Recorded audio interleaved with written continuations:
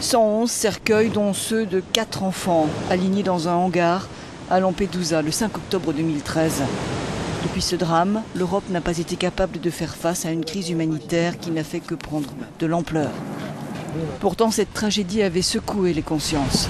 À l'aube du 3 octobre 2013, 368 migrants partis de Libye se noyaient près de l'île italienne. Nous nous sommes rendus en bateau sur place, racontait alors ce pêcheur alerté par les appels au secours. C'était terrible, tous ces gens qui tendaient les bras, qui demandaient de l'aide.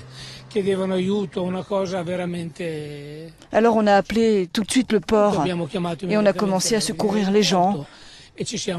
On a extrait 47 personnes de l'embarcation.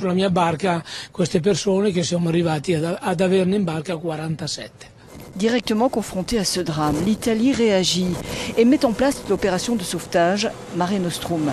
Menée par la marine italienne, elle mobilise 900 personnes et réussit à sauver 170 000 vies durant ces 13 mois de fonctionnement. Mais le dispositif subit les critiques. Il aura coûté 117 millions d'euros à l'État italien et certains dénoncent son effet d'appel. Mare Nostrum prend donc fin le 31 octobre 2014. Depuis, c'est Frontex qui, avec la mission Triton, surveille les frontières maritimes de l'Europe dans le canal de Sicile. Mais Triton n'est pas une mission de sauvetage et a beaucoup moins de moyens. Mare Nostrum coûtait 9,3 millions d'euros par mois, Triton seulement 2,9.